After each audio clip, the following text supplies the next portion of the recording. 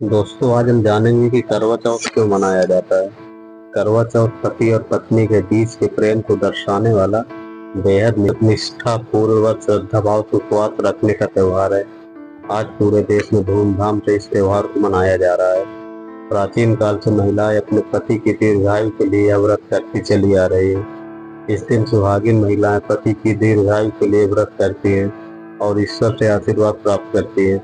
यह त्योहार क्यों मनाया जाता है और कैसे शुरू हुई इसको मनाने की परंपरा, आज हम आपको इस बारे में बताने जा रहे हैं। पौराणिक काल से यह मान्यता चली आ रही है कि पतिव्रता सती सावित्री के पति सत्यवान को लेने जब यमराज धरती पर आए तो सत्यवान की पत्नी ने यमराज से अपने पति के प्राण वापस मांगने की प्रार्थना की। उसने यमराज से कहा कि वह उसके सुहाग को वापस लौटा दे, मगर यमराज ने उसकी बात नहीं मानी। इस पर सावित्री अन्न जल त्याग कर अपने पति के मृत शरीर के पास बैठकर विलाप करने लगी। काफी समय तक सावित्री के हक को देखकर यमराज को उस पर दया आ गई। यमराज ने उससे वर मांगने को कहा। इस पर सावित्री ने कई बच्चों की मां बनने का वर मांग लिया।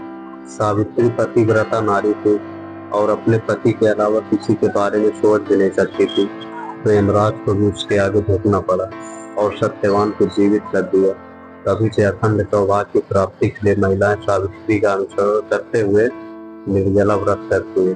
करवा चौथ का व्रत मुख्य रूप से देश के उत्तर और पश्चिम राज्यों की महिलाएं रखती हैं। ऐसा माना जाता है कि प्राचीन काल से इन राज्यों के पुरुष सेना में काम करते आ रहे हैं और पुलिस में भर्ती होते रहे हैं, तो इनकी सलामती के लिए इन राज्यों की महिलाएं करवा चौथ का व्रत करती हैं, जिससे कि उनके पति की दुश्मनों से रक्षा हो सके और उनकी आयु लंबी हो सके।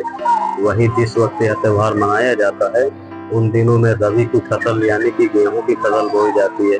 कुछ स्थानों पर महिलाएं करवा में गेहूं उगाड़ कर रखती हैं और भगवान को अर्पित करती हैं, ताकि उनके घर में गेहूं की शानदार फसल पैदा हो। दूसरी प्राचीन कथा पंडित जी ने बताया है कि एक दूसरी प्राचीन कथा यह भी है कि जब देवताओं का राक्षसों से युद्ध चल रहा था, तो राक्षस सभी देवताओं पर भारी पड़े थे।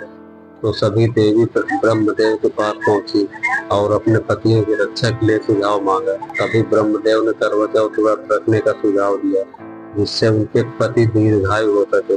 तभी से करवा चौथ की व्रत की परंपरा चली आ रही है। और चांद की पूजा क्यों होती है? पूजा ज्योतिषाचार्य के अनुसार चंद्रमा से अमृत वर्षा होती है, जिसके कारण चंद्रमा को पूजने से सुहागिन महिलाओं के पति पर अमृत वर्षा होती है। वही दूसरी तरफ एक मान्यता यह भी है कि जब भगवान गणेश की गर्दन कटी तो मस्तिष्क जाकर चंद्रमा पर गिरा, तो भगवान गणेश की पत्नी सिद्धि और बुद्धि चंद्रमा में ही अपने पति को देखती थी और चंद्रमा को देखकर ही अपना व्रत तोड़ती थी। इसलिए करवा चौथ के दिन चंद्रमा को देखकर ही व्रत तोड़ा जाता है। तो दोस्तों, करवा चौथ की कथा आज यहीं पे समाप्त होती है। तो कमेंट करके जरूर बताना कि यह कथा आपको कैसी लगे। दोस्तों, अगर चैनल को अभी तक सब्सक्राइब नहीं किया तो सब्सक्राइब कर लेना और बेल आइकन प्रेस कर देना, ताकि वीडियो का नोटिफिकेशन सबसे पहले आप तक पहुंचे। तो दोस्तों, फिर से मिलते हैं एक नई कथा नई वीडियो के साथ। तब तक लिए जय श्री कृष्णा।